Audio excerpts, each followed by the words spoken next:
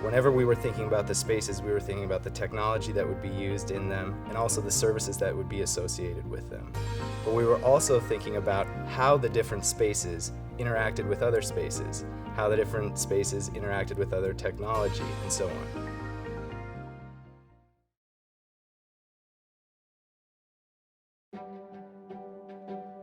I'm Brittney Johnson. I'm the Digital Literacy Program Coordinator. I was brought on to run the Digital Literacy Program that was envisioned to supplement the technology spaces. So when I first started, the program was going to focus on kind of a certificate, so earning a digital foundation certificate. It has since evolved as we realize that there are a lot of distinct skills and pathways that students can engage in, and it didn't make sense necessarily to have kind of a catch-all certificate program that would encompass the different or the variety of things that they can do in Alkek One. We wanted to create something that wasn't a duplication of effort like LinkedIn Learning. We wanted something that was quick and easy and got you started right away so that you could get your hands dirty, start working, and start using these assets in the different spaces. So micro-credentialing is not brand new, but fairly new as far as a certificate type of program or an approach goes to these kind of micro or focused skills. But what differentiates our program is that we are centering the micro-credentialing program into kind of a greater social learning network. So this network will manifest itself in an app, so in an online application that's accessible either via web or hopefully eventually mobile as well. And what this social learning network will enable students to do is not only have access to the instructional content, so the micro-credentialing skills videos, access to workshops, access to all of that instructional piece, but also be a place where they can network with each other and collaborate with each other.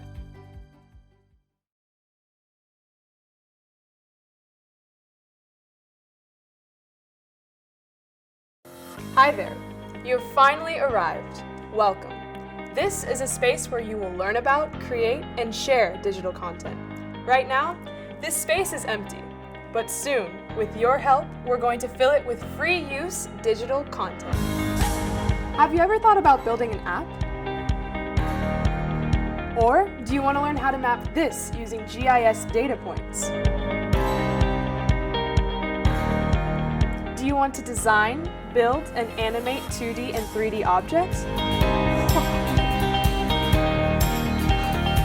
Or perhaps you want to create an entirely immersive virtual world. Or maybe create your own audio and video content, like these guys. At Alkek One, we give you the tools and instruction to help you create these assets. Digital assets like these have historically been difficult to access and too costly for students. With your help, that's all about to change. Come help us build an open collection of crowdsourced digital assets that are free for all of us to use. Welcome to the digital revolution. Now let's get started.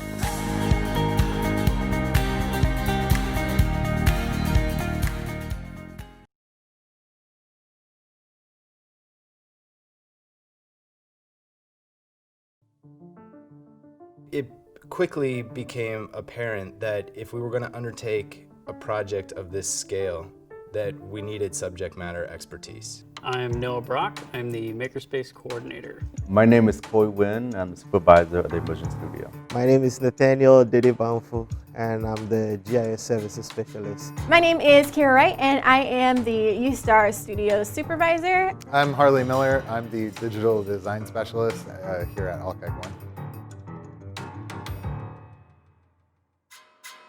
Coming in here before most everybody else gave me the opportunity to try to plan things a little bit more, because spaces like this do take a lot of planning. But I was also coming in about halfway into it. So I had to get up to speed very quickly. I had to try to think ahead multiple years to try to plan out and fit things in. Noah can tell you about the initial equipment list that I had cooked up for the makerspace and how woefully inadequate it was. and how important it was to get him on board. Originally, Andrew came up with a equipment list that kind of touched on all the areas that we were trying to cover, related to like 3D printing, laser cutters, electronics work, things like that. But it didn't really fit with a lot of new users. There were things in there that would be more advanced users that might not be able to work well with new students, people that don't have experience with that type of thing. But then also it was very limited. And this equipment list grew exponentially as I came into the team and started adding and adding and adding. The space was initially set up to be divided in half, and that way we can kind of separate out equipment that is a little easier to approach, easier to use from equipment that's kind of on a more industrial level. Things that take a lot more training to go through and a lot more safety guidelines and rules along with them. So right now we're standing in the clean, easier to use side, and this side houses equipment like 3D printers, soldering stations, vinyl cutters, things that you would probably see on your desk at home if you are into that type of thing. Everything in here can move if needed. And thinking about laying out a space, a fabrication shop like that gives you a lot of control in the future. We've got nice big sliding glass doors, so it's very easy just to walk through. If you're carrying a large piece of equipment or a tool or anything like that, you don't have to worry about opening a door. But we can still separate the spaces very easily because of that. We do have a tool room, and it's back in the corner over there out of the way. And any tool that you might think that we need, we acquire it. And we're constantly adding to that collection. It's a never-ending list of tools, equipment, consumables, sandpaper, files, screwdrivers, drills, everything that you could think of to make things. Whenever I think about making, I think everybody's a maker. Everybody wants to be able to make things. People do DIY projects all the time in their houses, but they don't ever have the right equipment to do it. They get by, they figure it out. And this space is kind of a place where they can learn the proper ways to do things. They can do it safely. They can learn what's possible so that going forward they can create outside of it.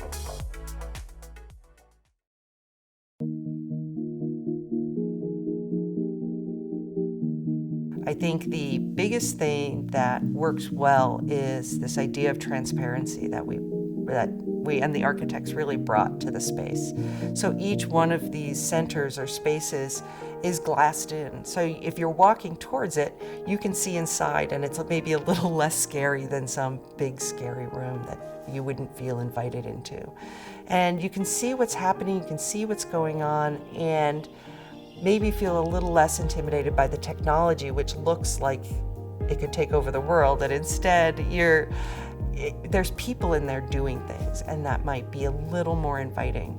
And that also ties all the spaces together, this idea of transparency, and feeds into that whole ecosystem of spaces that we're trying to go for here. The main purpose is to connect students to the physical spaces, to content, and to people.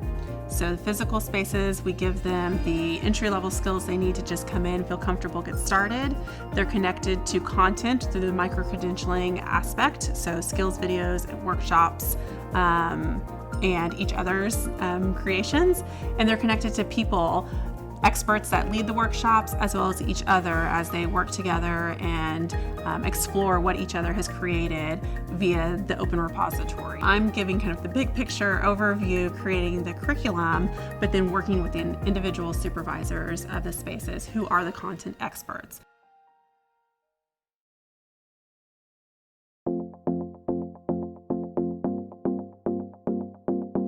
The Emergent Studio handles all the X reality of the campus in the library. What we do is we have students and professors try out AR, which is augmented reality, VR, virtual reality, and mixed reality. So it is a space where people truly get immersed, get transported into their project or into other people's project. I think USTAR is important to Alkek One because the video section can help enhance any projects that they may be working on in the other spaces. Maybe you want to make a video about how you created your 3D printed object. Maybe you want to add video to your VR creations. They can really take something that they've already made and make it even more amazing and kind of show it off.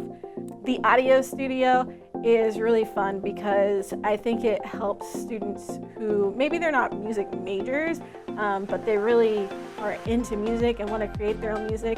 And we make stuff accessible to them. So while there may be like pianos on other parts of campus, they are closed off to different majors or kind of feel uncomfortable if you're not a music major.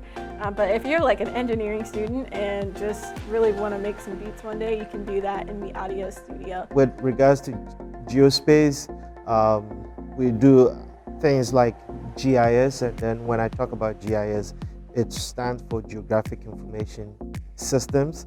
So in GIS, we bring location-related information and its related attributes together, and then we perform all kinds of analysis. So we could perform analysis related to transportation, mapping, health, and all that. Product from here can then be taken to the Immersion Studio to produce other things, like in 3D environment and then Immersion Studio. We can also produce digital copies from here, like 3D maps, and we can take them to the makerspace and then print them from the 3D printer. And then also the USTAR studios, we can do things and record information in some of the audio studios and then attach them to some of the GIS data that we produce.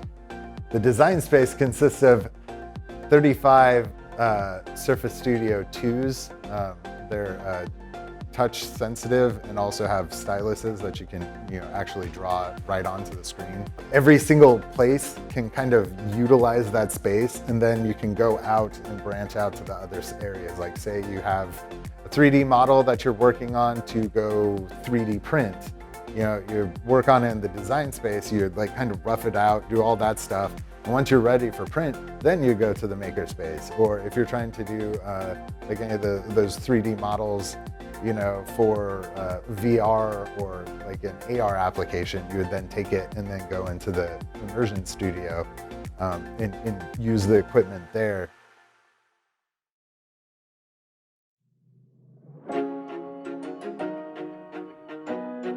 The future of Alkek One is being written right now. It is being written with every single interaction we're having with students, faculty, and staff.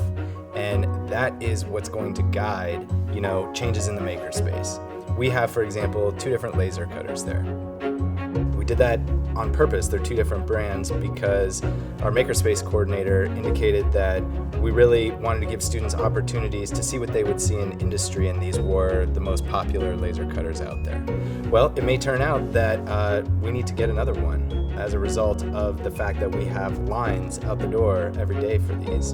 And so that gives us, I think the data that we're gathering right now is going to help sell, okay, this is the direction we need to go. I think it's easy to sell a space like this as a vision initially, to have a concept, to create bubble diagrams, to go through design iterations seems like a fun project, but that next step where you have to move, you have to buy new things, you have to move away from things that you invested in the first place, that takes data, because the data needs to support that change. We really created specific data collection plans for each space. And they're slightly different depending on the space and how we can collect the data. Some of it's going to be really passively collected, like the number of logins in the GIS space. We can also get information about which programs are being used. So if we're seeing certain programs not being used, either they may not be necessary, or we can go ahead and run a workshop on those programs to show how they can be useful. And then some of it's going to be more actively collected, and we're doing some surveys, post-use surveys, post-workshop surveys. But we'll also be doing, particularly in this first couple of years, some focus groups and interviews to get a sense of how people are using the spaces, how they felt in those spaces, and how useful they thought those spaces were. Ideally, we would also find out from students how these spaces and what they've learned has helped them in terms of getting a job and moving beyond college into the workplace and the rest of their lives. I think that's something that we have to stay aware of and on top of is just how, not only how technology is changing, but how the workforce surrounding technology is changing.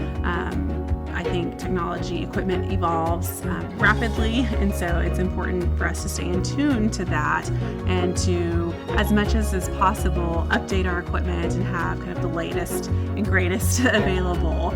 But I think that what's more important is really keeping aware of how companies are using technology and what skill sets they're looking for and what skill sets their employees are engaging in, because I think that that's really the key.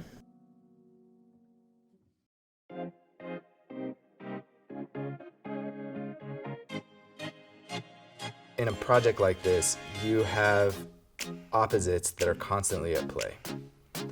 You are forced to collaborate, no matter what, but those collaborations can pay dividends. It's a very unique collection of people, spaces, technologies, services, and we're still figuring it out. Just because the space looks really good right now doesn't mean that there aren't a lot of things going on that we still have to work on. And it's just an ongoing process, but I think those who decide to take the risk will be rewarded. I think the most important thing is, start with something that you think makes sense conceptually, sell it as much as you can, and then go out and execute. But most importantly, build a team that's like